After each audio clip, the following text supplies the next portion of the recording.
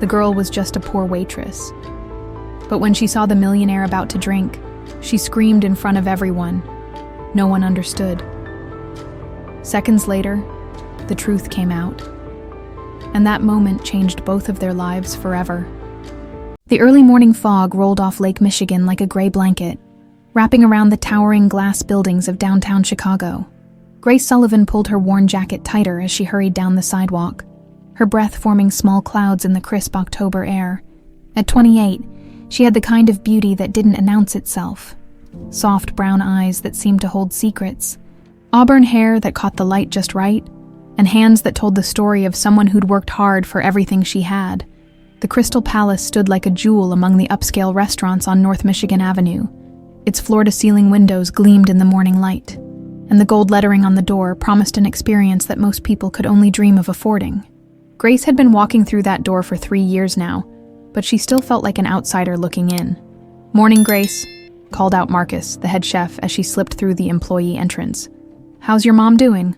"Good days and bad days," Grace replied with a tired smile that didn't quite reach her eyes. It was the same answer she'd been giving for months now, ever since Diane's condition had started getting worse.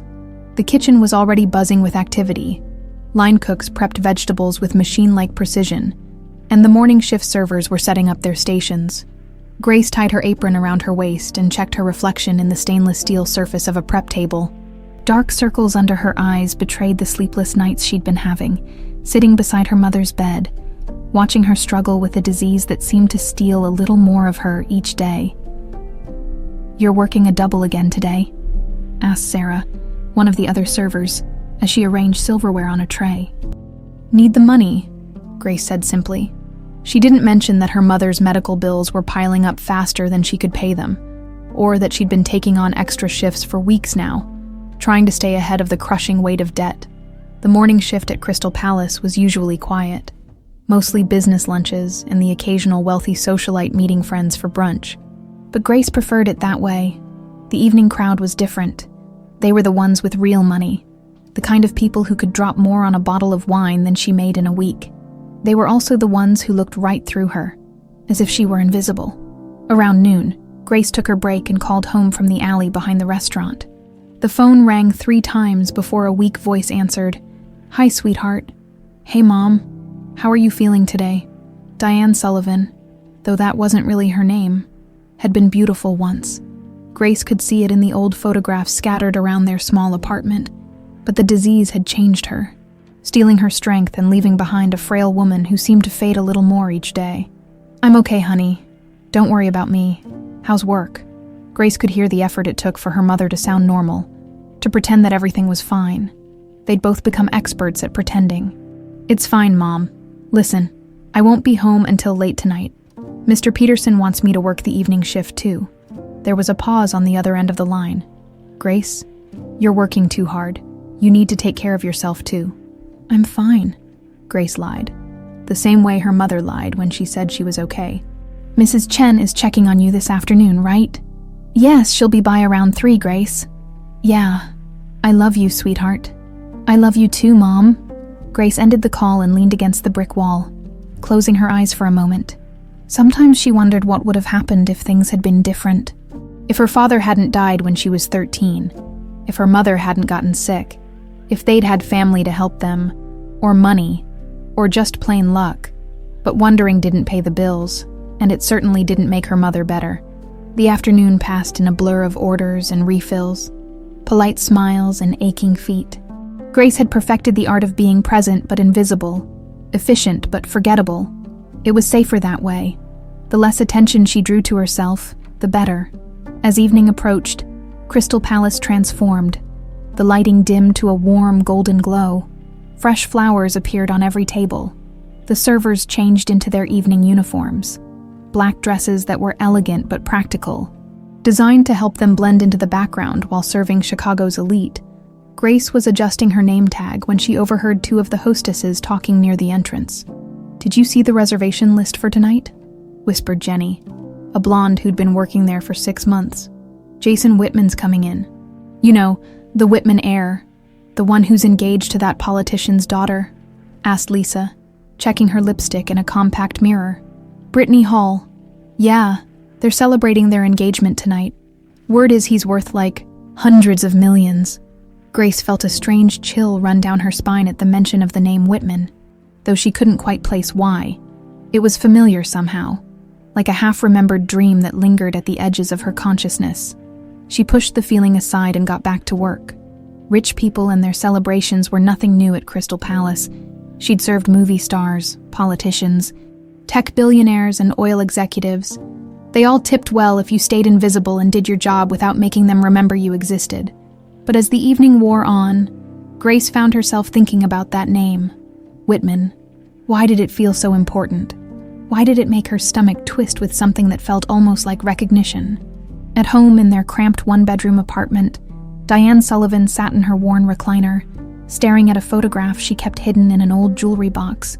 The picture showed a younger version of herself, standing next to a tall man with kind eyes and a gentle smile. David Sullivan had been a good man, an honest man, and he'd died for it. She tucked the photograph away and reached for her medication, her hands trembling slightly. The pills were supposed to help with the symptoms, but they couldn't cure what was really wrong with her. Nothing could cure the weight of 15 years of lies, of stolen identity, of running from a truth that seemed determined to catch up with her. Diane had spent years praying that Grace would never have to know the real story, that she could live a normal life, fall in love, have children, grow old without ever learning about the darkness that had shaped their existence. But lately, she'd been having dreams, nightmares really, about the past coming back to claim them both. She closed her eyes and tried to push away the memories of that terrible night 15 years ago. The night everything changed. The night Caroline Blake died and Diane Sullivan was born, back at Crystal Palace. Grace was wiping down tables when she noticed the evening's special guests had arrived. Jason Whitman was younger than she'd expected, maybe mid-30s, with dark hair and the kind of confident bearing that came from never having to worry about money. He was handsome in an understated way, not flashy like some of the other wealthy men who frequented the restaurant. The woman beside him was everything Grace wasn't. Tall, blonde, perfectly dressed in what was probably a designer gown that cost more than Grace made in a year. Brittany Hall looked like she'd stepped out of a magazine, all sharp angles and calculated smiles. With them was another man, distinguished-looking with silver hair and an expensive suit. He carried himself like someone used to being in control, someone who expected the world to arrange itself according to his wishes. Grace was assigned to their table. As she approached with menus and water glasses, she felt that strange sensation again, that twist in her stomach, like her body was trying to warn her about something her mind hadn't figured out yet. "Good evening," she said with her practiced smile. "Welcome to Crystal Palace. Can I start you off with something to drink?" Jason Whitman looked up at her, and for just a moment, their eyes met. There was something in his gaze. Kindness. Maybe. Or just basic human decency. It was more than she usually got from the wealthy clientele. "Thank you," he said, and his voice was warmer than she'd expected. "Could we see your wine list?" As Grace handed over the leather-bound wine menu, she couldn't shake the feeling that this night was going to be different somehow, that something was about to change in ways she couldn't possibly imagine. She had no idea how right she was. The evening crowd at Crystal Palace was in full swing by 8 o'clock. Grace moved between tables with practiced efficiency, balancing plates and refilling wine glasses while the soft murmur of expensive conversations filled the air. The Whitman party had been seated at table 12, one of the prime spots near the floor-to-ceiling windows overlooking the city lights. Jason Whitman had ordered a bottle of Dom Perignon to celebrate, and Grace had watched as he raised his glass to toast his engagement to Brittany Hall. There was something about the scene that felt off to her, though she couldn't put her finger on what exactly.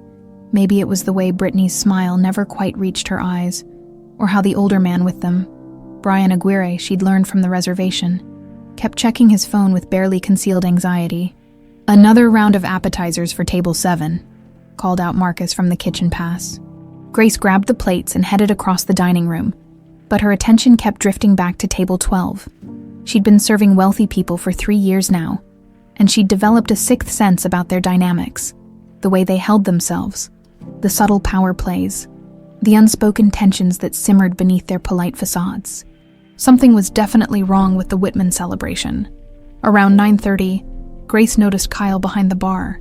He was new, had only started working at Crystal Palace a week ago, tall and lean with nervous eyes. He'd kept to himself during his short tenure. Most of the staff barely knew his last name. But tonight, something about his behavior was setting off alarm bells in Grace's head. She watched as he prepared a special cocktail, something off-menu that Brian Aguirre had specifically requested for Jason. Kyle's movements were quick and precise, but there was a furtiveness to them that made Grace's stomach clench with unease. That's when she saw it. Kyle reached into his vest pocket and pulled out a small glass vial, no bigger than her thumb. The liquid inside was clear, odorless, and he added just a few drops to Jason's drink. It was such a quick motion that anyone else would have missed it. But Grace had spent years watching her mother's medications, learning to recognize the subtle differences between therapeutic doses and dangerous ones.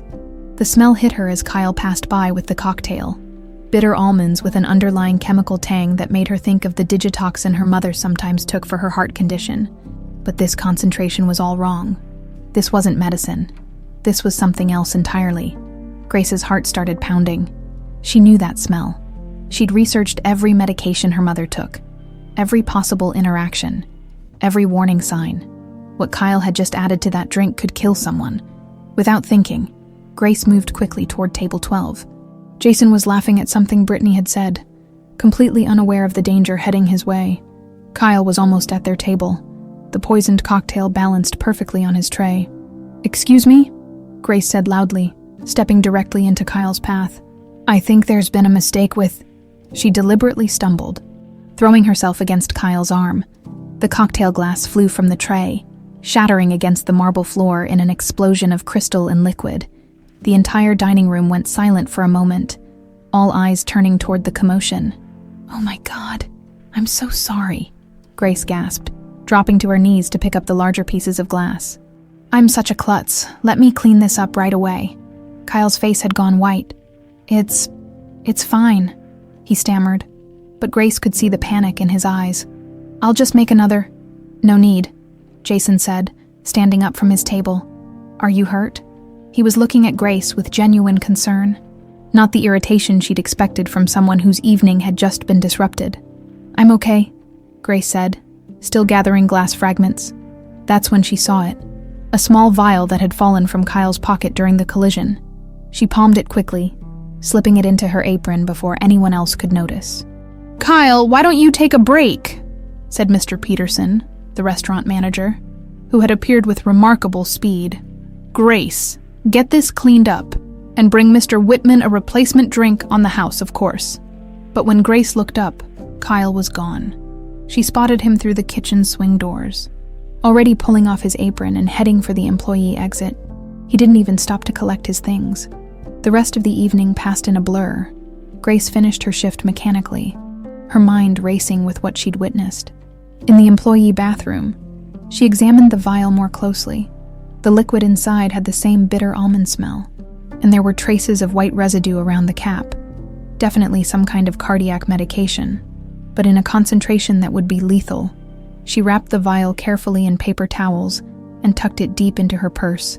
Then she gathered the largest pieces of the broken glass she'd been able to save, the ones that still had traces of the spilled drink on them.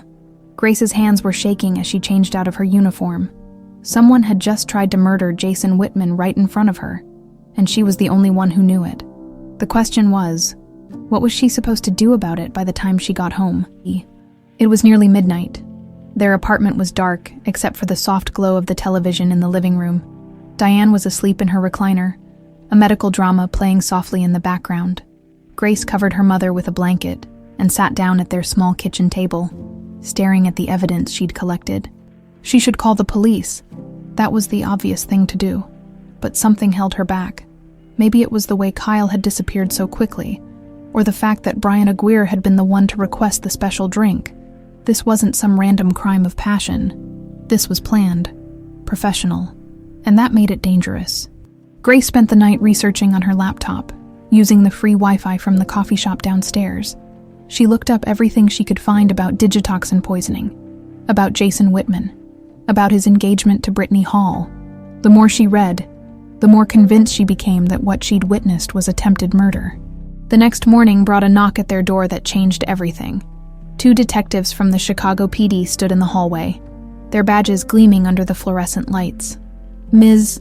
Sullivan, we'd like to ask you some questions about an incident at Crystal Palace last night." Grace's mouth went dry. "What kind of incident?" "The kind where someone tried to poison Jason Whitman," said Detective Rodriguez, a middle-aged woman with sharp eyes and graying hair.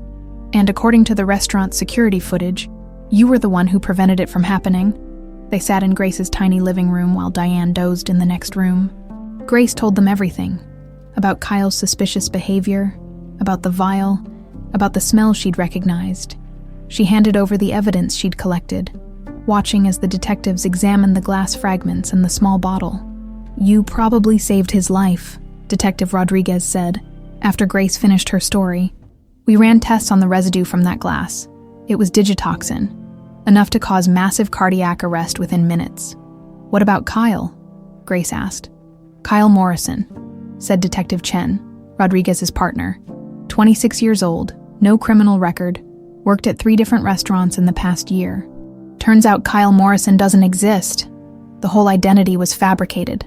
Professional job." Grace felt cold. "So this was planned?" "Oh yeah, and we know who planned it." Detective Rodriguez leaned forward. "Brian Aguirre and Brittany Hall. They thought they were smart, but they got sloppy. We found text messages between them. Financial records showing payments to offshore accounts. They were planning to kill Jason and make it look like a heart attack. But why? Money," Detective Chen said simply. "Jason's worth about $400 million. Brittany was set to inherit everything when they got married, especially with the prenup Brian had drawn up. But they got impatient." Grace thought about Jason's kind eyes, the way he'd been genuinely concerned when she fell. "He has no idea, does he?" "Not yet, but he will soon enough. We're making arrests this morning." After the detectives left, Grace sat alone in her kitchen trying to process what had happened. She'd saved a man's life without even meaning to. Someone she'd never met before last night. Someone whose name had given her strange chills for reasons she still couldn't understand.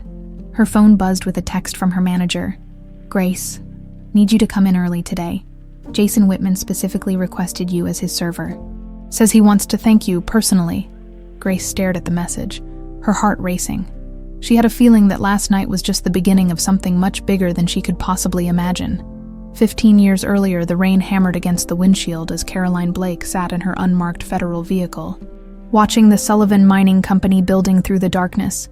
At 32, she was one of the youngest federal investigators ever assigned to a case this big, and the weight of responsibility sat heavy on her shoulders.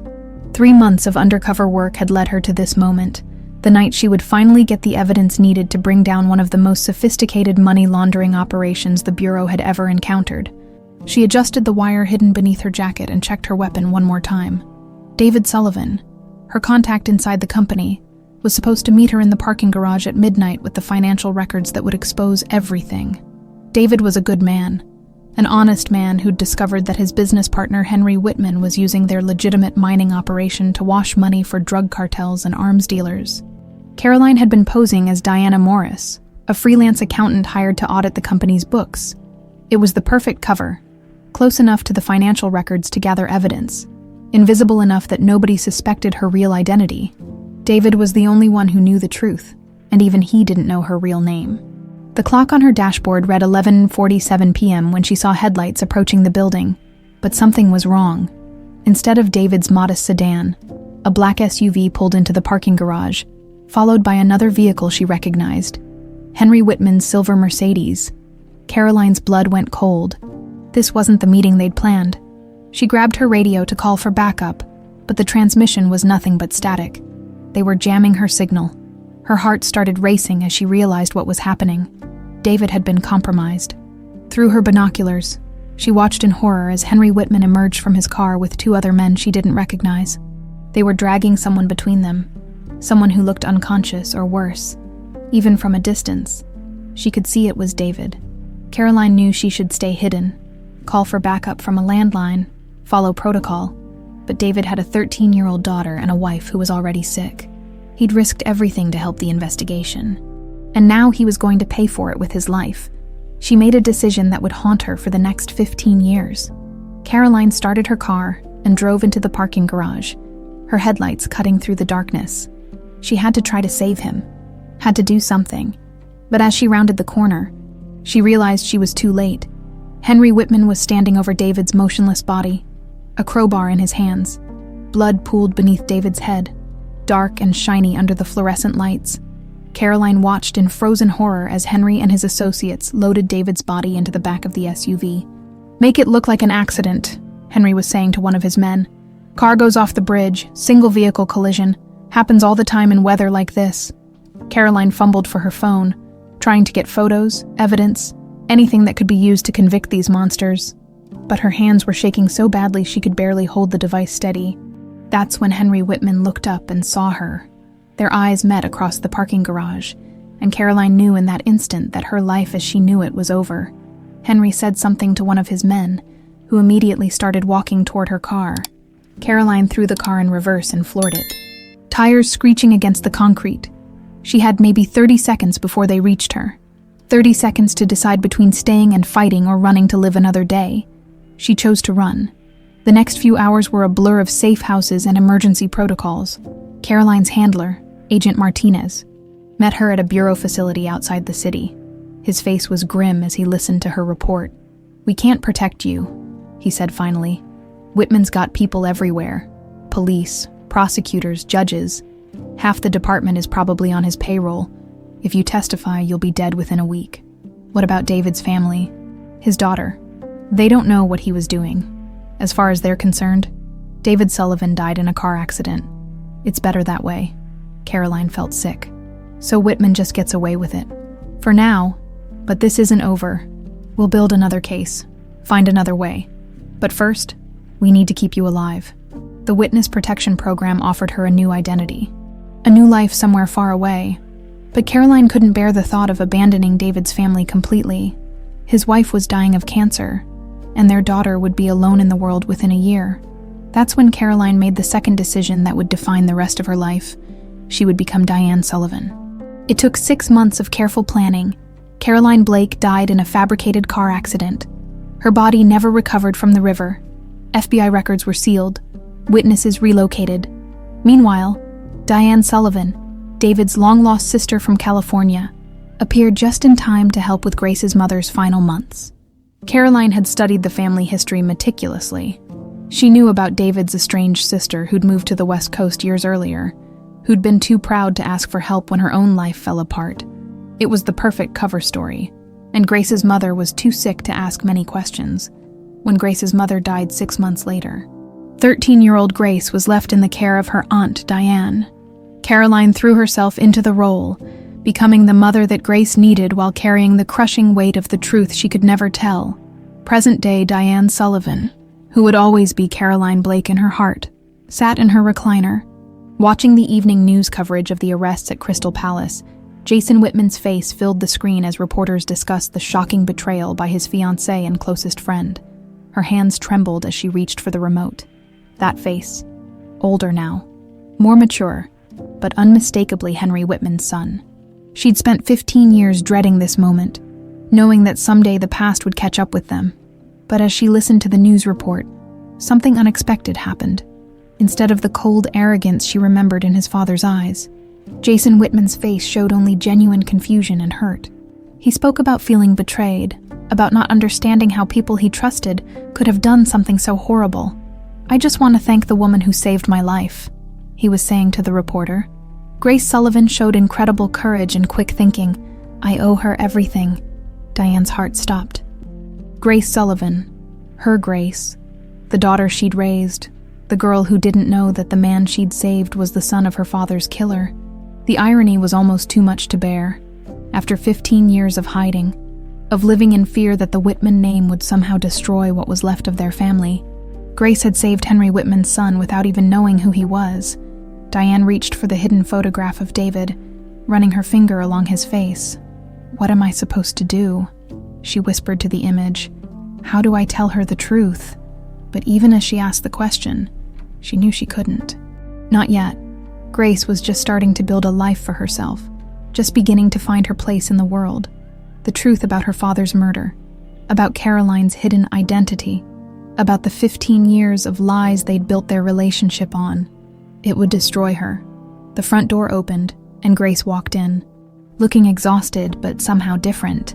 There was a light in her eyes that Diane hadn't seen in years, a sense of purpose that went beyond just surviving day to day. "How are you feeling, Mom?" Grace asked, settling onto the couch beside her. "Tired," Diane said, which was true. She was tired of lying, tired of carrying this secret, tired of being afraid. "How was work? I saw the news about what happened." Grace's expression grew serious. "It was intense. The police think I saved that man's life. Jason Whitman," Diane said carefully, watching her daughter's face for any sign of recognition. "Yeah, he seems like a good person, different from what I expected." Different from his father, Diane thought but didn't say. "Be careful, Grace. Rich people and their problems can be dangerous." Grace looked at her with concern. "Mom, you seem worried about something. Is everything okay?" For a moment, Diane considered telling her everything. About Caroline Blake and David Sullivan and Henry Whitman. About the night 15 years ago that had shaped every decision since.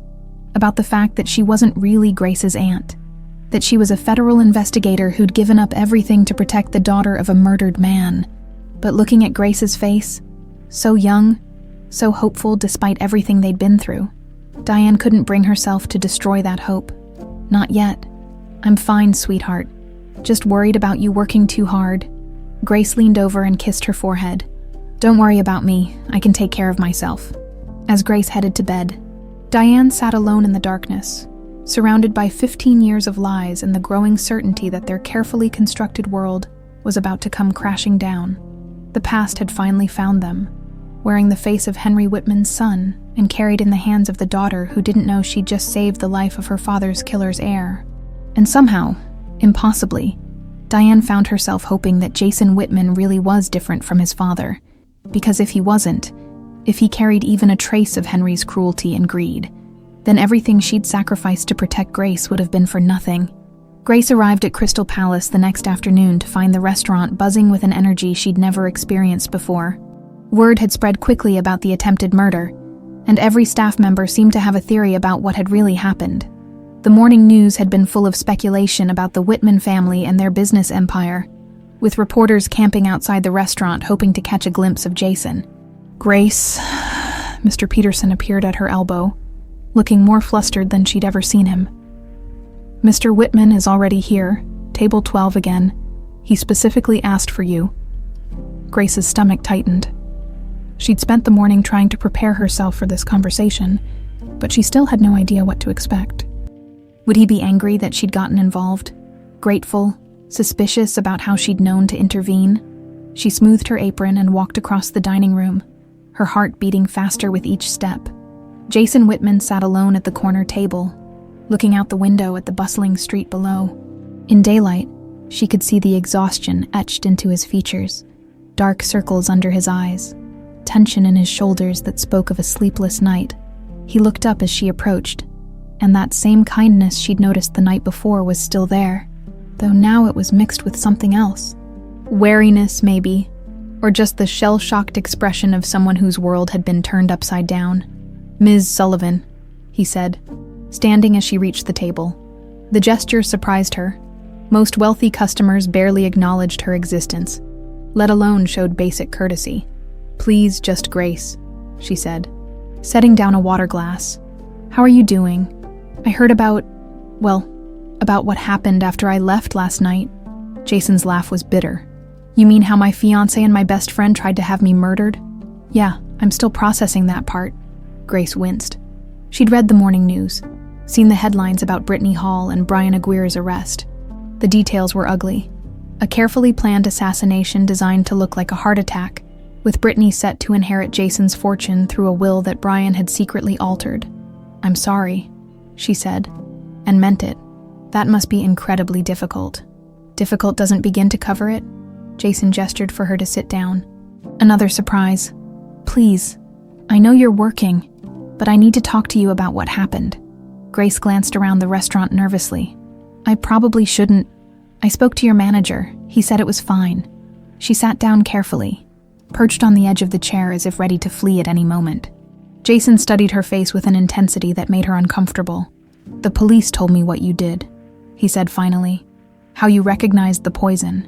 How you deliberately spilled that drink. They said you probably saved my life. I recognized the smell. My mother takes heart medication, and I've learned to be careful about drug interactions. When I saw that bartender add something to your drink, it didn't look right. Most people would have minded their own business." Grace shrugged. Most people haven't spent 3 years watching their mother struggle with medication side effects. "I guess I'm more paranoid than most." Something in Jason's expression softened. "Your mother is sick. She has a neurological condition. Degenerative, the doctors say." Grace stopped herself. She never talked about her mother's illness with customers, barely talked about it with friends. But there was something about Jason's genuine concern that made the words come easier. "The doctors say what? That it's getting worse, that eventually—" She couldn't finish the sentence. Jason was quiet for a long moment. "I'm sorry. That must be incredibly hard to watch. We manage." Grace started to stand up. "I should really get back to work." "Wait." Jason's voice was urgent. "I have a proposition for you." Grace raised an eyebrow. "What kind of proposition?" "I need a security consultant. Someone with good instincts. Someone who can spot things that other people miss. The police investigation showed me just how vulnerable I've been. How many people around me I can't trust. Mr. Whitman, I'm a waitress. I don't know anything about security. You spotted a professional assassin when nobody else did. You recognized poison by smell alone. And most importantly," Jason leaned forward, "you're the only person in my life right now who doesn't want something from me." Grace felt a flush of heat in her cheeks. "I couldn't possibly—" "The job pays $200,000 a year." The number hit Grace like a physical blow. $200,000 was more money than she'd made in the past 5 years combined. It was enough to pay for her mother's treatment, enough to get them out of their cramped apartment, enough to stop worrying about bills for the first time in her adult life. That's too much money," she said weakly. "Not for someone who saved my life. Not for someone I can trust." Grace's mind was racing. The logical part of her brain was screaming that this was crazy, that she had no qualifications for this kind of work. But the practical part, the part that had been counting every penny for years, was already calculating how much medication that salary could buy, how many months of rent it would cover. What would I actually do? Be my eyes and ears, come with me to meetings, social events, business dinners, help me figure out who I can trust and who might be planning to stab me in the back. Literally in some cases. "I don't know anything about your world. That's exactly why I need you. Everyone else in my circle has agendas, connections, reasons to lie to me. You see things clearly because you're not part of the game." Grace thought about her mother sitting alone in their apartment, about the stack of medical bills on their kitchen table, about the way Diane tried to hide her pain when she thought Grace wasn't looking. "I'd need to be able to work flexible hours. My mother needs someone with her, especially in the evenings. Of course, we can arrange for a private nurse if that would help." The offer was so generous it made Grace suspicious. "Why are you doing this? You don't even know me." Jason was quiet for a moment, staring out the window. "Because yesterday I thought I knew everyone in my life. I thought Brian was my best friend. We've known each other since college. I thought Brittany loved me. I thought I was a good judge of character." He turned back to Grace, and she could see the hurt in his eyes. "But you, a complete stranger, cared enough about my life to risk your job, maybe even your safety, to save me. That tells me more about your character than 3 years of knowing someone who was planning to murder me." Grace felt an unexpected surge of sympathy for this man who had everything and yet seemed so alone. "It must be hard not knowing who to trust." "It is. So what do you say? Will you help me?" Grace thought about all the reasons to say no. She had no experience, no training, no business inserting herself into the dangerous world of wealth and power. But she also thought about her mother's medical bills, about the possibility of getting Diane the best care available, about having enough money to stop choosing between groceries and prescription medications. "I'd want to start part-time," she said slowly. "Keep working here a few shifts a week until I know this is really going to work out." Jason smiled, and it transformed his entire face. "That's perfectly reasonable. And I'd want everything in writing, contract, job description, the whole thing. My lawyer can have something drawn up by tomorrow." Grace took a deep breath. "Then yes, I'll do it." Jason extended his hand across the table. "Welcome to the team, Grace Sullivan." As she shook his hand, Grace felt a strange combination of excitement and terror. She was about to enter a world she'd only ever observed from the outside, working for a man whose last name sent inexplicable chills down her spine. But she was also about to make enough money to give her mother the care she needed. And maybe, just maybe, she'd be able to help someone who seemed genuinely decent navigate the treacherous waters of wealth and privilege. She had no idea that in accepting this job, she was taking the first step toward uncovering the truth about her father's death and her mother's hidden past, or that the man whose life she'd saved was the son of the person who had destroyed her family 15 years earlier. All she knew was that for the first time in years, she felt like she might actually be able to make a difference. Grace stared at the contract on her kitchen table, the legal language swimming before her tired eyes. Jason's lawyer had delivered it that morning, along with a signing bonus that was more money than Grace had ever seen in one place. The check sat beside the papers like a promise of everything her life could become. $200,000, she whispered to herself for the 10th time, still unable to believe it was real. Grace. Diane's voice drifted from the living room, weak but concerned. Who was at the door? Grace quickly folded the contract and slipped it into her purse. She wasn't ready to explain this to her mother yet. Wasn't sure how to explain that she'd be working for a Whitman without revealing why that name made her stomach twist with unease. Just a delivery, Grace called back, walking into the living room where Diane was propped up in her recliner, looking smaller and frailer than usual. You look upset about something. Grace sat down on the couch, studying her mother's face. In the past few weeks, Diane had seemed increasingly agitated, as if something was weighing on her mind beyond her illness. She'd started having nightmares again, waking up in cold sweats and calling out names Grace didn't recognize. Mom, I need to tell you something. Diane's entire body tensed. What is it? I got offered a new job, a really good job. It would mean we could afford better medical care for you, maybe move to a nicer apartment. What kind of job? Diane's voice was sharp, more alert than Grace had heard her sound in months. Security consulting, for a wealthy client who had some trouble recently. What client? Grace hesitated. Jason Whitman. The color drained from Diane's face so quickly that Grace thought she might faint. Her mother's hands began trembling violently, and she struggled to sit up straighter in her chair. No, Diane whispered. No, Grace, you can't. Mom, what's wrong? You look like you've seen a ghost. Diane's eyes were wide with something that looked like terror. The Whitman family. They're dangerous, Grace. You don't understand what you're getting involved in. How do you know anything about the Whitman family? Grace knelt beside her mother's chair, alarmed by the intensity of her reaction. Mom, you're scaring me. Diane closed her eyes, and Grace could see her struggling with some internal battle. When she opened them again, tears were streaming down her cheeks. There are things about our family history that I've never told you. Things about your father's death. Grace's heart started pounding. What things? Your father didn't die in a random car accident, Grace. He was murdered. The words hit Grace like a physical blow. She sank back onto the couch, staring at her mother in shock. What are you talking about?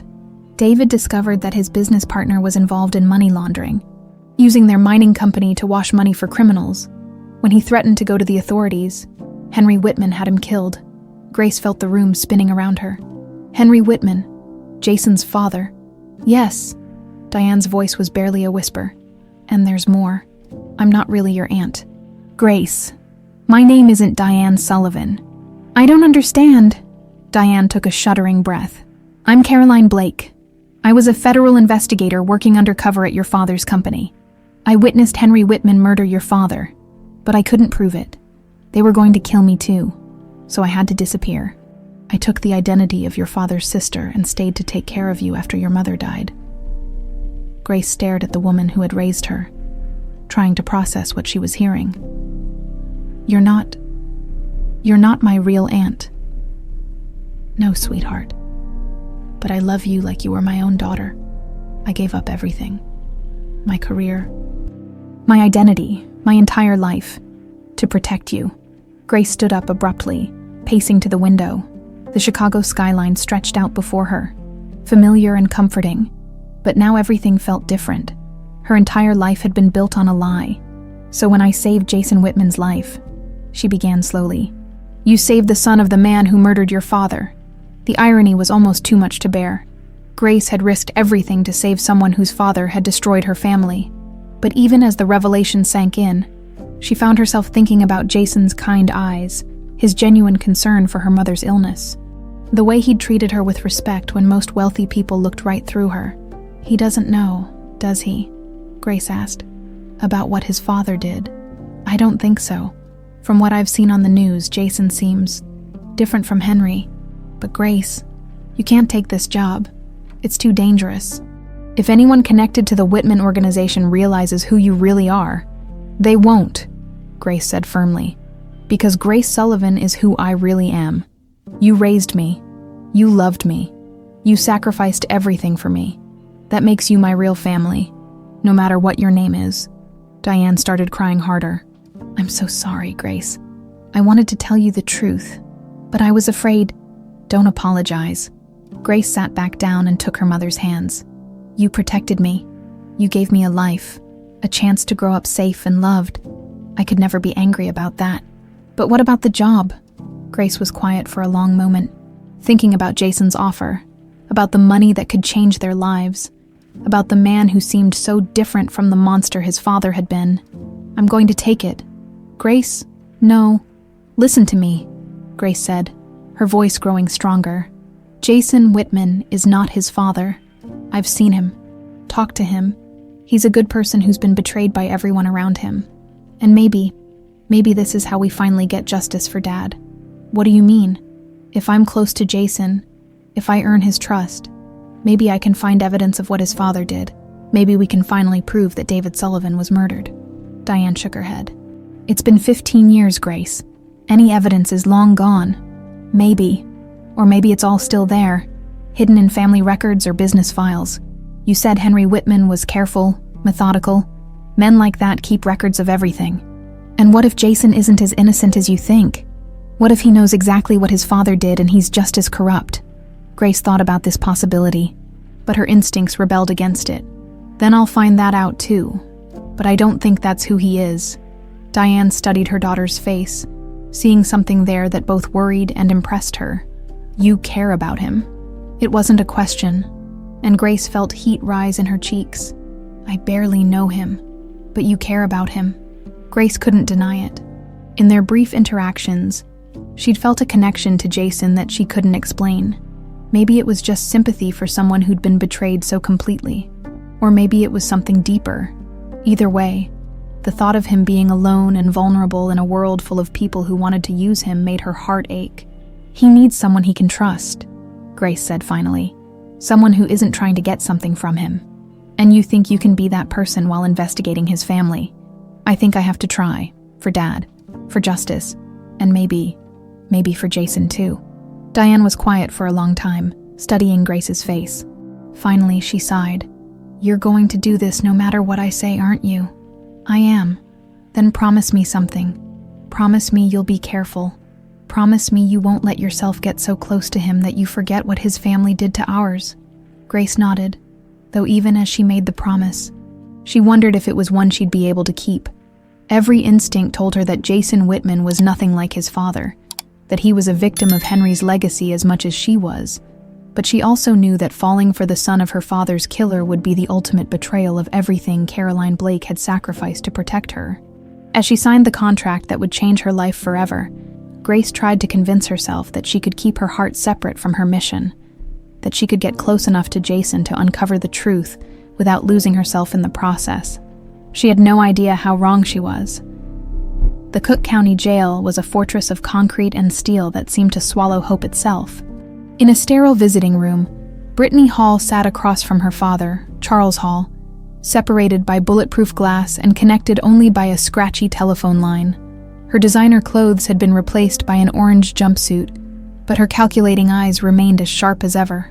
Daddy, you have to get me out of here, Brittany whispered into the phone, glancing nervously at the guard stationed near the door. This place is a nightmare, and Brian is starting to panic. He's talking about making a deal with the prosecutors. Charles Hall was a man who had spent 30 years in Chicago politics, climbing from city councilman to state senator through a combination of charm, ruthlessness, and carefully hidden corruption. At 62, He still cut an imposing figure, silver-haired, expensively dressed, with the kind of presence that commanded attention in any room. But today, there was something different in his steel-gray eyes, something that looked almost like fear. "Brian won't talk," Charles said with more confidence than he felt. "He's in too deep to start pointing fingers now." "You don't understand, Daddy. The FBI is building a case. They have financial records, text messages, everything. And if they start digging deeper into our family's business..." Brittany let the threat hang in the air. Charles leaned forward, his voice dropping to barely above a whisper. "What exactly are you suggesting?" "I'm suggesting that the Whitman family has been very profitable for us over the years. But if Jason starts cooperating with federal investigators, if he gives them access to his father's old files, they might find things that could be problematic for your political career." Charles's jaw tightened. He knew exactly what his daughter was referring to. The arrangement he'd had with Henry Whitman had been lucrative for both of them. Charles provided political protection and insider information, while Henry laundered money through various shell companies and paid generous bribes disguised as campaign contributions. But Henry Whitman had been a meticulous record keeper, and Charles had always suspected that the man kept detailed files on everyone he did business with, insurance policies. Henry had called them protection against anyone who might try to betray him. "The old man is dead," Charles said finally. "Whatever records he kept died with him." "Are you sure about that? Because from what I understand, Jason has been going through his father's estate very thoroughly. What if he finds something?" In the adjoining visiting booth, Brian Aguirre was having a similar conversation with his own contact. The man across from him was younger than Charles Hall, maybe 45, with the kind of nondescript appearance that made him forgettable in a crowd. His name was Vincent Torres, and he worked for people who preferred to remain anonymous. "The situation has become complicated," Vincent said, his voice flat and emotionless. "My employers are concerned about potential exposure." Brian's hands were shaking as he gripped the phone. "It was supposed to be clean. Jason was supposed to die of a heart attack, and everything would have been over. Nobody was supposed to investigate. But someone did investigate. That waitress identified the poison, the police got involved, and now there are federal agents crawling all over the Whitman family finances. What do you want me to do?" "I'm in jail," Vincent smiled, but there was nothing warm about it. "We want you to remember that you have friends on the outside, friends who can make your time here very difficult if you decide to cooperate with the authorities. I'm not going to talk." "Good, because if you do, if you even think about making a deal, we'll make sure that both you and your pretty girlfriend meet with unfortunate accidents." "Prison can be a very dangerous place." Brian nodded frantically. "I understand. But what about Jason? What if he finds something in his father's files?" "That's being taken care of." 3 hours later, Charles Hall walked out of the jail and into the Chicago afternoon, his mind racing with possibilities. He'd built his political career on knowing where all the bodies were buried, on having leverage over the right people at the right times. But the Whitman situation was spiraling out of control, and desperate times called for desperate measures. He made a phone call from his car, speaking in the kind of coded language that had served him well over the years. "It's Charles, we need to meet tonight." The voice on the other end was familiar. Vincent Torres, the man he'd been doing business with for the past 5 years.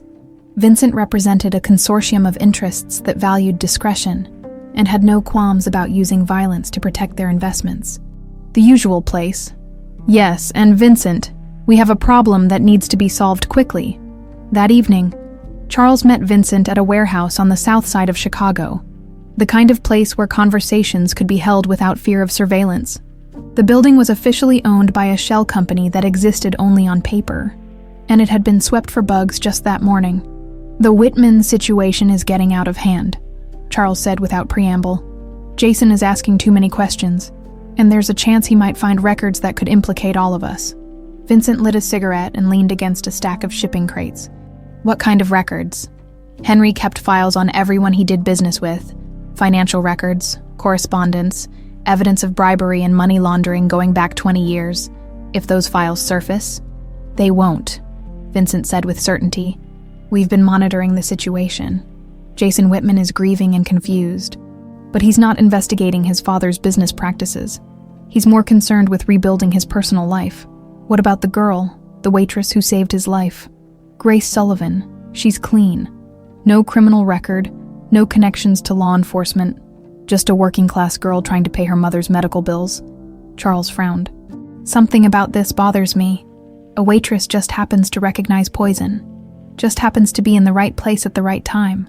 Sometimes coincidences are just coincidences. In my experience, there's no such thing as coincidence when this much money is involved. Vincent stubbed out his cigarette. What are you suggesting? I'm suggesting we need insurance. If Brittany and Brian go down for attempted murder, they might try to drag me down with them. If Jason finds his father's files, he might turn them over to the FBI. If this Grace Sullivan is more than she appears to be, you want them eliminated? I want the situation contained. Permanently. Vincent was quiet for a moment, considering the implications. That's a lot of bodies, Charles.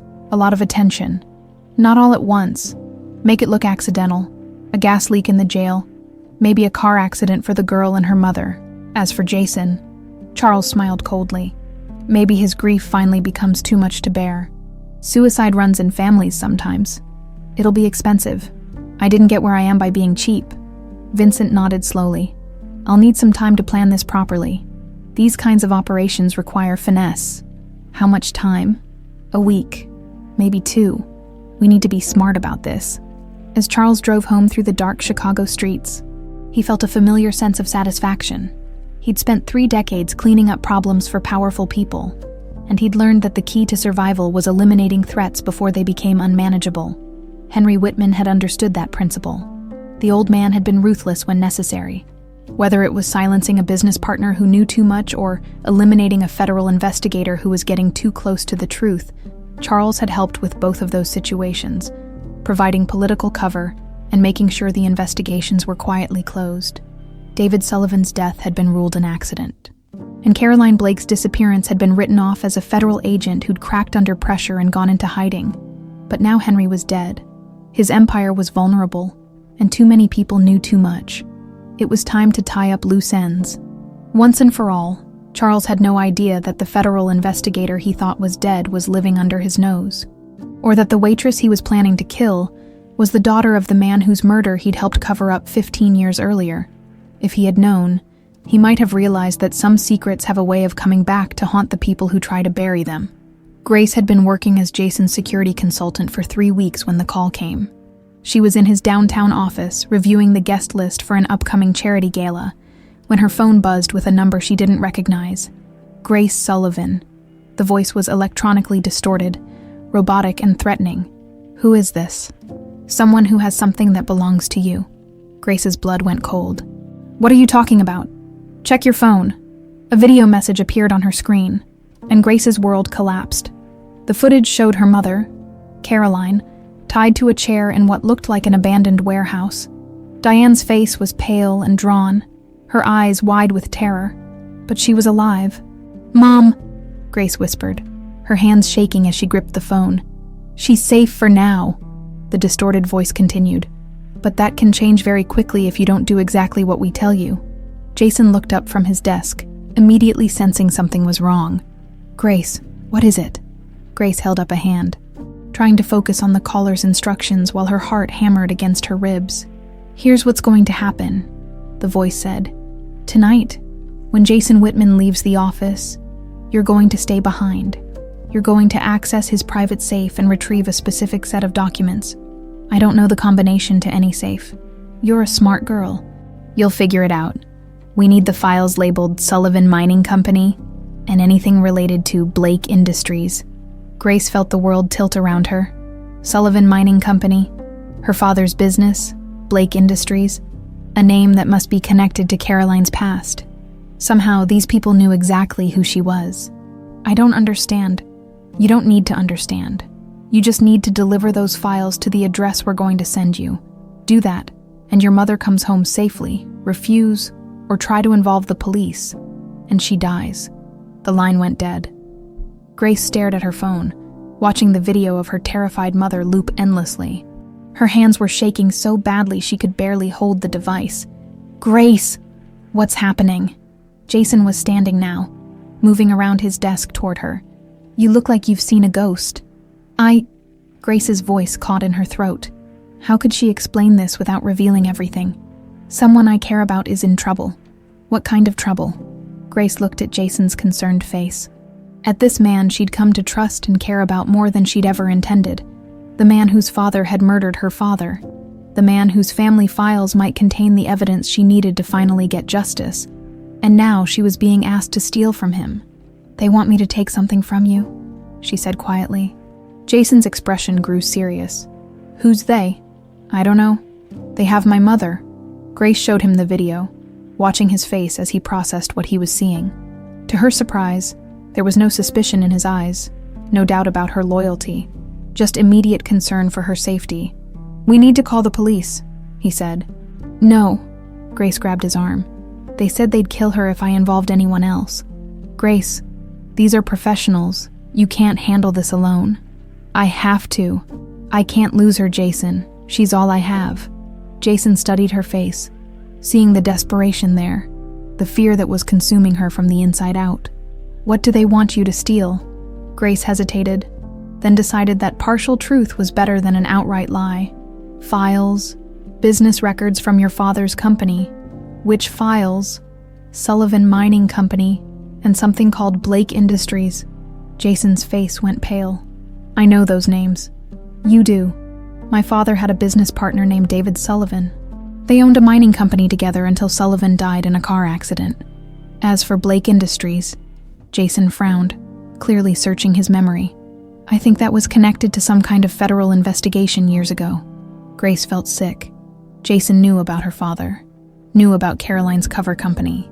But did he know the truth about what had really happened? "Jason, if I don't get those files, then we'll get them together." Grace stared at him. "What? You heard me. If that's what it takes to save your mother, then we'll find those files. But I'm not letting you walk into this alone. You don't understand. These people are dangerous. They've already tried to kill you once. Which is exactly why I'm not letting them hurt someone I care about." The words hung in the air between them, loaded with meaning that neither of them was quite ready to address. Grace felt tears burning her eyes. Tears of gratitude, fear, and a growing emotional connection that was becoming impossible to ignore. "The safe is in my father's old office," Jason said, already moving toward the door. "I haven't been in there since he died, but I know the combination." They took the elevator to the 42nd floor, where Henry Whitman's executive suite had remained untouched for the past year. Jason used his keycard to open the heavy oak doors, and they stepped into a room that felt like a shrine to power and wealth. The office was massive, with floor-to-ceiling windows offering a panoramic view of Chicago. Henry's desk was still exactly as he'd left it, with family photos and expensive paperweights arranged with military precision. Behind the desk, a oil painting of Henry himself stared down at them with cold, calculating eyes. Grace shivered as she looked at the portrait. This was the man who had murdered her father, the monster whose actions had shaped her entire life. Being in his space felt like walking through a graveyard. "The safe is behind that painting," Jason said, pointing to his father's portrait. As Jason moved the painting aside to reveal a digital safe, Grace's phone buzzed with a text message containing an address and a time, midnight. "I have 4 hours," she said. Jason punched in a series of numbers, and the safe opened with a quiet click. Inside were dozens of file folders, legal documents, and several external hard drives. Jason began pulling out files, scanning the labels until he found what they were looking for. "Here," he said, handing Grace a thick folder labeled Sullivan Mining Company. "And this one," he passed her another file marked Blake Industries, Federal Investigation. Grace's hands trembled as she took the folders. Somewhere in these documents might be the evidence that could finally bring her father's killer to justice. But right now, all that mattered was saving Caroline. "Grace," Jason said softly, "there's something you should know about these files." "What?" "My father kept detailed records of everything. Every business deal, every conversation, every transaction. If there's something in here that could hurt someone, something that people might kill to keep secret, what are you saying?" "I'm saying these kidnappings might be about more than just random extortion. Someone very powerful wants these files to disappear." Grace felt a chill run down her spine. "Do you think the same people who tried to kill you? I think this is all connected." Brian and Brittany, the poisoning attempt, your mother's kidnapping. Someone is trying to bury the past, and they don't care who gets hurt in the process. Jason's phone rang, making them both jump. He answered it cautiously. Jason Whitman. Mr. Whitman, this is Detective Rodriguez. We need to talk to you immediately. There's been a development in your case. What kind of development? Brian Aguirre and Brittany Hall escaped from county jail 3 hours ago. We believe they had inside help, and we have reason to think they might be planning another attempt on your life. Jason looked at Grace, seeing the terror in her eyes as she realized what this meant. Detective, I think they might have already made their move. Detective Rodriguez arrived at the Whitman building within 20 minutes, accompanied by Detective Chen and 2 federal agents who introduced themselves as Martinez and Foster. Grace sat in Jason's office, clutching the stolen files while her mind raced with possibilities. None of them good. We need to know everything, Detective Rodriguez said, settling into a chair across from Grace. The escape was too well coordinated to be spontaneous. Someone with serious resources helped Brittany and Brian get out. Grace showed them the video of her mother, her voice steady despite the terror eating at her from the inside. They want these files in exchange for her life. Agent Martinez, a sharp-eyed woman in her 40s, examined the folders. Sullivan Mining Company and Blake Industries. Those names came up in our investigation 15 years ago. What investigation? Jason asked. Money laundering operation involving several prominent Chicago businessmen. The case went cold when our undercover agent disappeared and the primary witness died in a car accident. Grace felt her heart stop. The undercover agent? What was her name? That information is classified, Agent Foster said automatically. Her name was Caroline Blake, Grace said quietly. The room went silent. Agent Martinez leaned forward, studying Grace's face with new intensity. How do you know that name? Grace looked at Jason, seeing understanding dawn in his eyes. He was too smart not to put the pieces together. A missing federal agent named Blake. Files about Blake Industries. Grace's desperate need to save her mother. Because Caroline Blake is my mother, Grace said. She's been living as Diane Sullivan for the past 15 years. Jesus Christ, Detective Chen muttered. Agent Martinez was already on her phone, speaking rapidly to someone at the bureau. When she hung up, her expression was grim. If Caroline Blake is alive, if she's been in hiding all this time, then she's the only person who can testify about what really happened 15 years ago. What did happen? Jason asked, though Grace could see in his eyes that he was starting to suspect the truth. Agent Foster opened a briefcase and pulled out a thick file. David Sullivan and Henry Whitman were business partners until Sullivan discovered that Whitman was using their mining company to launder money for drug cartels. Sullivan contacted the FBI, and we sent Agent Blake undercover to gather evidence. And then my father died in a car accident, Grace said bitterly. It wasn't an accident, Agent Martinez said. Agent Blake witnessed the murder, but by the time backup arrived, Whitman's people had staged the scene. Blake barely escaped with her life. Jason had gone very still. You're saying my father murdered David Sullivan? We could never prove it. Blake went into hiding, and without her testimony, we had no case.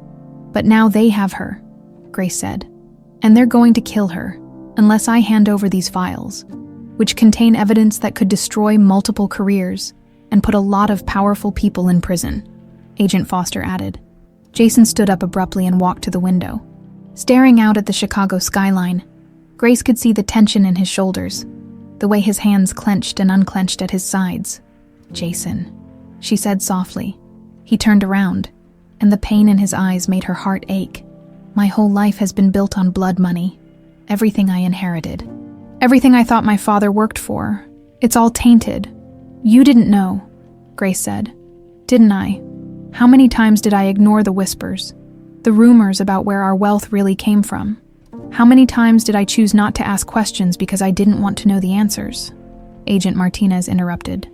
Right now, we need to focus on getting Agent Blake back safely and apprehending the people responsible for this. We can set up surveillance at the exchange point, Detective Rodriguez suggested. Catch them when they try to take the files. No, Grace said immediately. They'll kill her the moment they see law enforcement. These people escaped from federal custody. They have resources and connections you can't match. So what do you suggest? Agent Foster asked. Grace looked at Jason, seeing the same determination in his eyes that she felt in her own heart. We give them what they want, but we make sure they don't get away with it. Absolutely not, Detective Rodriguez said. You're not trained for this kind of operation. I'm trained enough, Grace said. I've been watching my mother take medications for years. I know how to recognize poisons. I've been working security for Jason. I know how to spot threats. And I'm the only one they won't suspect of being law enforcement. Jason moved back to his desk and pulled out a legal pad. Here's what we're going to do. For the next 2 hours, they planned an operation that was part rescue mission, part sting operation.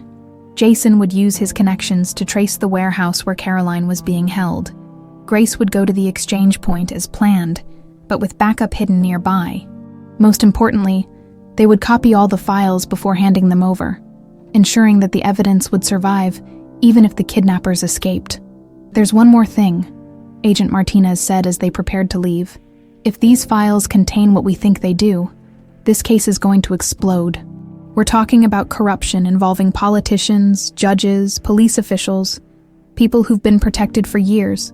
Good, Jason said grimly. It's time the truth came out. As night fell over Chicago, Grace found herself alone with Jason in his office while the law enforcement team prepared their surveillance equipment. The files had been copied and uploaded to secure servers, ensuring that Caroline's sacrifice and David's death wouldn't be in vain. I need to tell you something, Grace said, her voice barely above a whisper. I already know, Jason replied.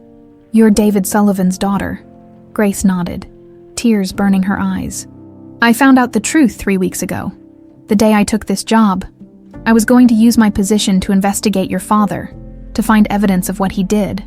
And instead, you ended up saving my life. I never meant for this to happen. I never meant to... Grace's voice broke. To what? To fall in love with you? The words hung in the air between them, heavy with the weight of everything they'd been through together. Jason moved closer, reaching out to touch her face gently. I love you too, he said, which is why I'm not letting you face this alone. Jason, if something happens to me, nothing is going to happen to you. We're going to get your mother back. We're going to put the people responsible for this behind bars, and then we're going to figure out how to build a life together despite everything our families have been through. Grace leaned into his touch, drawing strength from his certainty. How can you be so sure? Because I've learned something important these past few weeks. Love doesn't care about the past. It doesn't care about family names or old grudges or sins committed by people who are already dead. Love cares about who you choose to be right now, in this moment. And who are you choosing to be? Someone who stands up for what's right, someone who protects the people he cares about, someone who makes sure that the truth finally comes to light, no matter what it costs. Grace's phone buzzed with a text message. Time to go. Come alone, or she dies. Jason kissed her forehead gently. Are you ready? Grace picked up the files that contained 15 years of hidden secrets. Evidence of murder and corruption that had shaped both their lives in ways they were only beginning to understand. I'm ready. As they prepared to leave for what could be the most dangerous night of their lives, neither of them knew that Caroline Blake was sitting in that warehouse, planning her own escape. After 15 years of hiding, she was finally ready to fight back. The warehouse district on Chicago's South Side was a maze of abandoned buildings and empty lots, the kind of place where screams would go unheard and bodies could disappear without a trace. Grace drove through the industrial wasteland with the copied files beside her, her heart pounding as she approached the address the kidnappers had given her.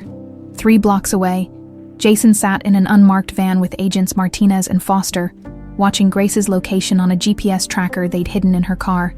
Detective Rodriguez and her team were positioned at strategic points around the warehouse, invisible in the darkness but ready to move at a moment's notice. Remember, Agent Martinez said into her radio, nobody moves until we have confirmation that Caroline Blake is safe. These people have already killed once, and they won't hesitate to do it again. Grace pulled into the empty parking lot of a massive warehouse that looked like it hadn't been used in decades. Broken windows stared down at her like dead eyes, and graffiti covered the lower walls in layers of urban decay. She grabbed the files and stepped out of her car, every nerve in her body screaming danger. A figure emerged from the shadows, Brian Aguirre, looking nothing like the polished lawyer she'd served at Crystal Palace.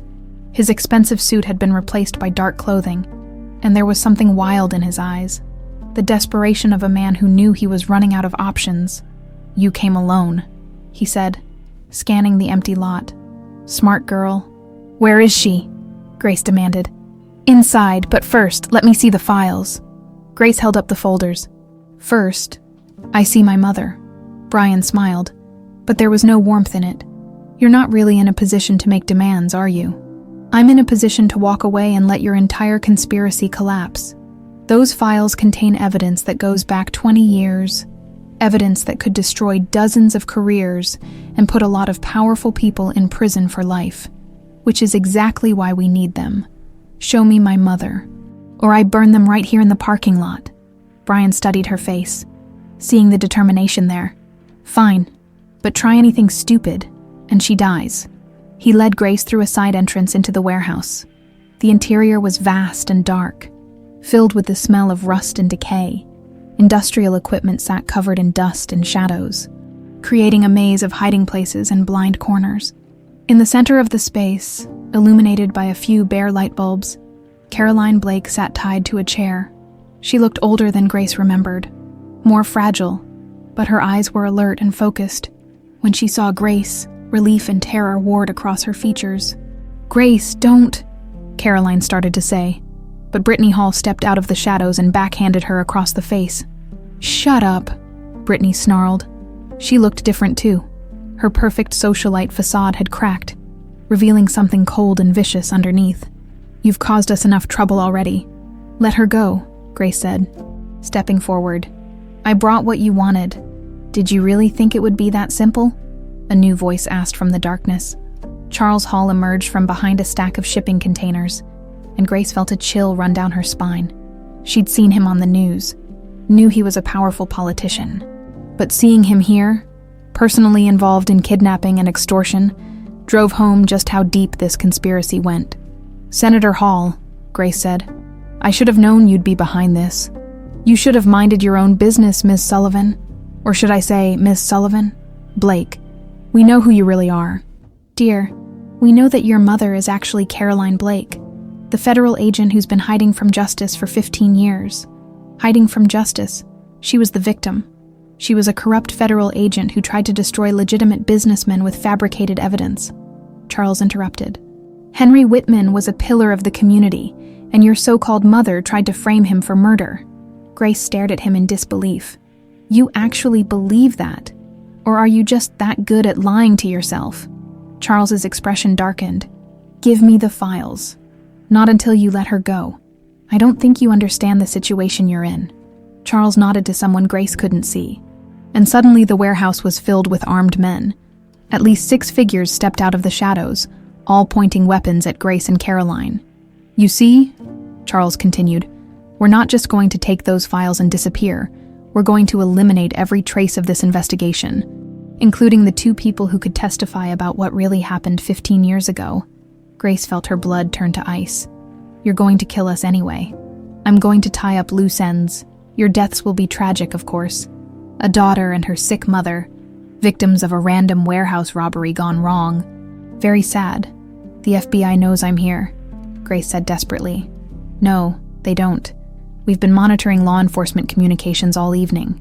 You came alone, just like we asked." But Charles was wrong. At that moment, Agent Martinez was coordinating with her team, preparing to move in despite the risk to the hostages. Through their surveillance equipment, they could hear everything happening inside the warehouse. "We have multiple armed suspects," Martinez whispered into her radio. "I count at least 6 shooters. Plus the 3 principals, Caroline Blake and Grace Sullivan, are in immediate danger." "Orders," Detective Rodriguez asked from her position near the warehouse's north entrance. "We move in 90 seconds, Rodriguez. Take your team through the north entrance, Chen. You're with me through the south, Foster. Coordinate with the Chicago SWAT team. I want this place surrounded." Inside the warehouse, Grace was running out of time and options. She could see Caroline trying to work her hands free from the ropes binding her to the chair.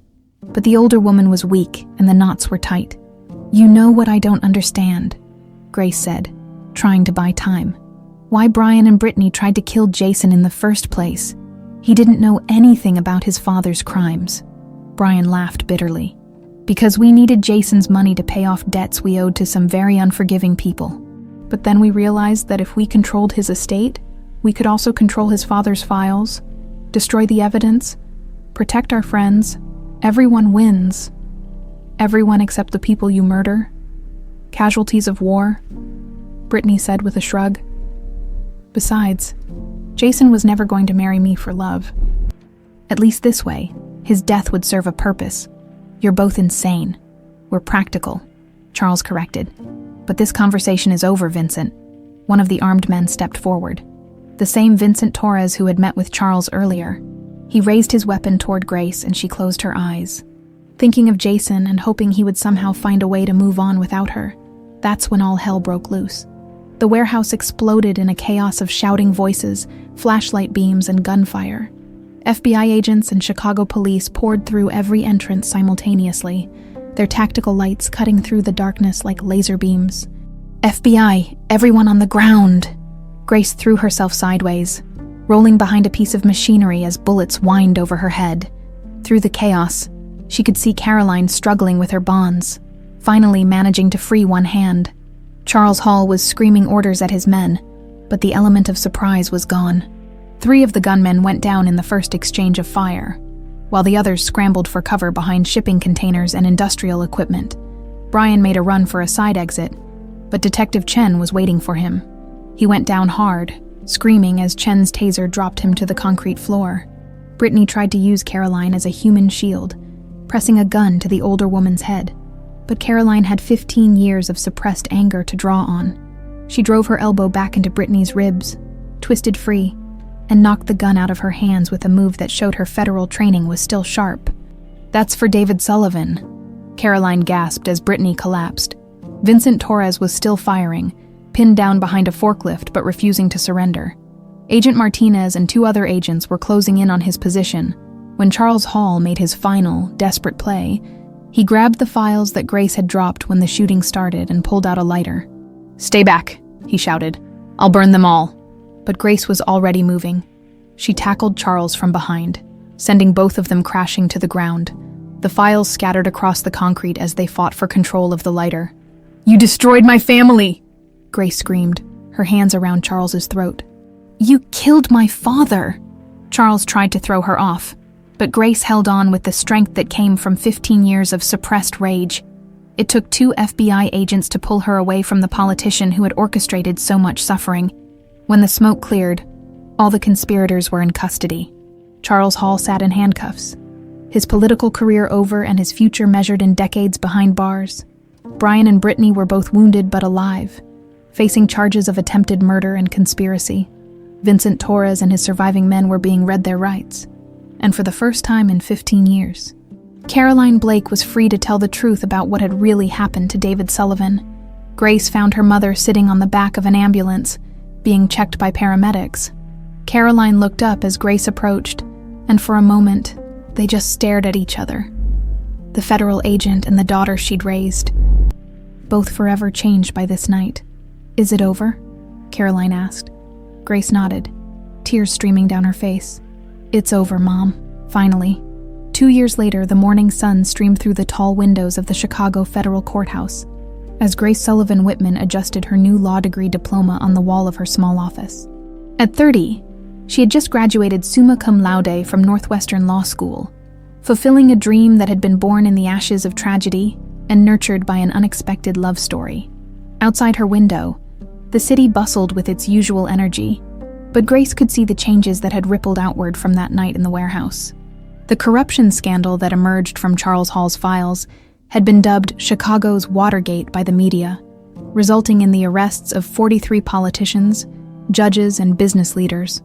It was the largest political corruption case in Illinois history.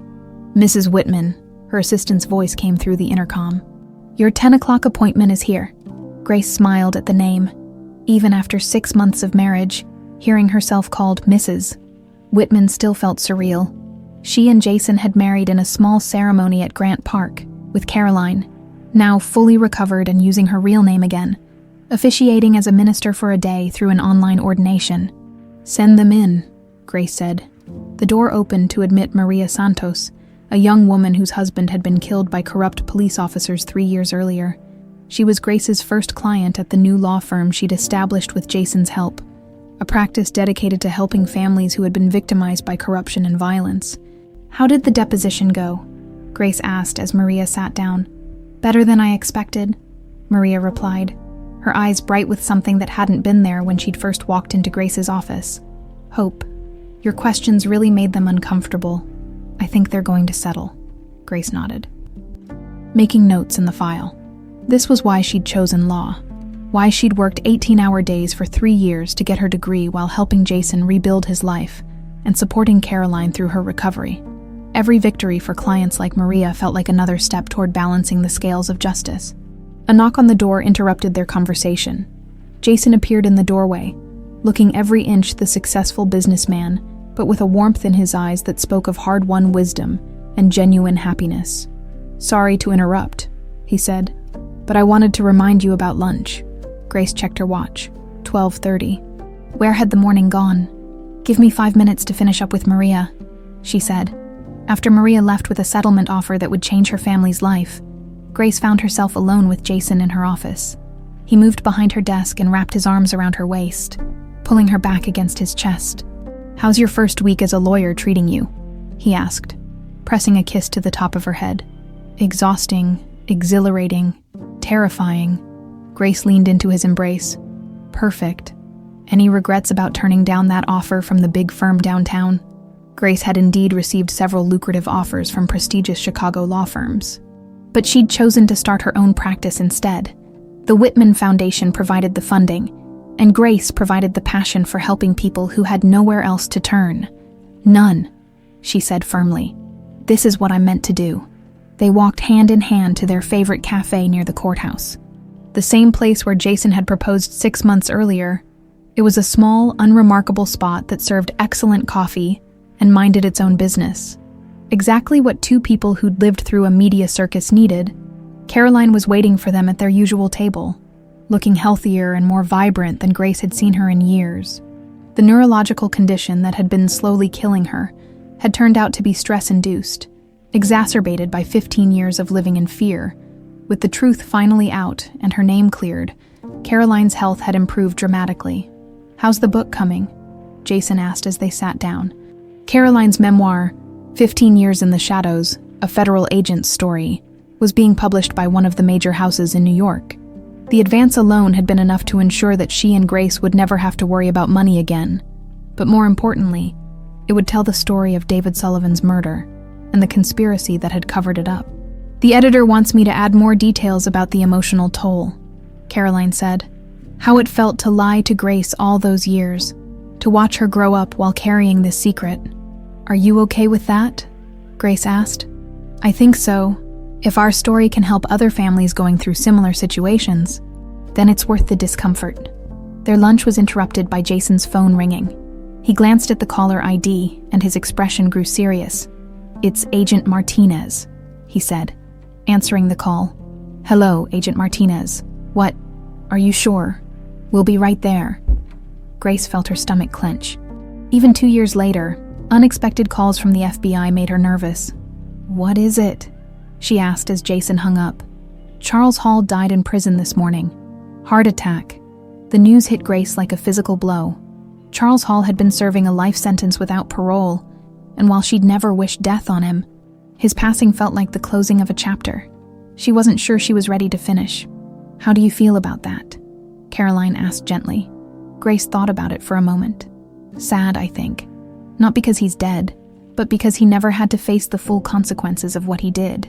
He never had to apologize to the families he destroyed or explain why he thought money was worth more than human lives. Some people are incapable of that kind of accountability," Jason said. "But his death doesn't change what we've accomplished. The system that protected him has been dismantled. The families he hurt have gotten justice. The next Charles Hall won't find it so easy to hide." That evening, Grace and Jason sat on the terrace of their downtown apartment, watching the sun set over Lake Michigan. The apartment was a compromise between Grace's practical nature and Jason's comfortable lifestyle. Elegant, but not ostentatious. Expensive, but not showy. Jason had indeed given up most of his inherited wealth, keeping only what had been legitimately earned and donating the rest to various charities.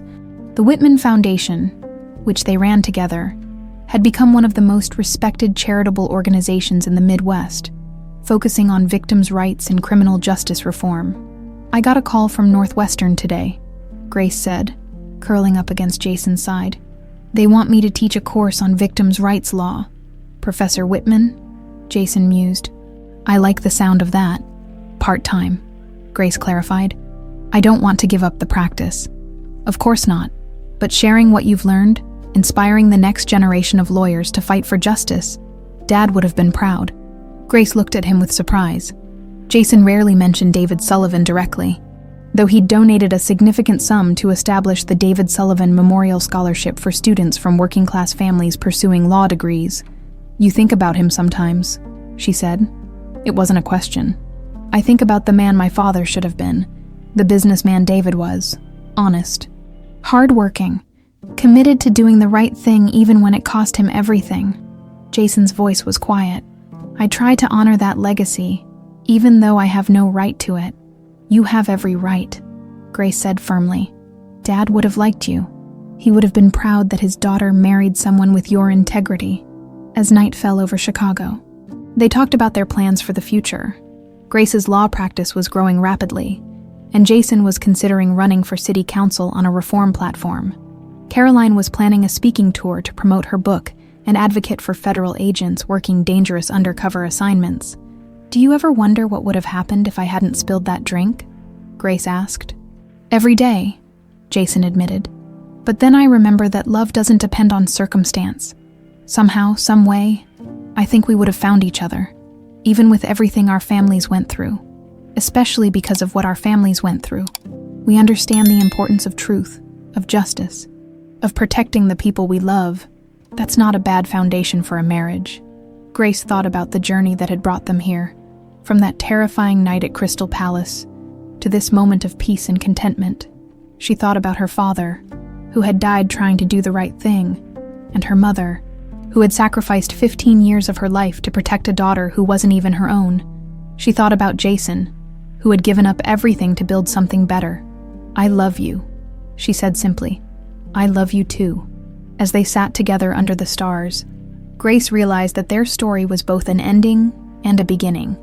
An ending to 15 years of lies and fear and hidden truths, but also a beginning of a marriage built on honesty, of careers dedicated to justice, of a future where love really could triumph over the darkest secrets of the past.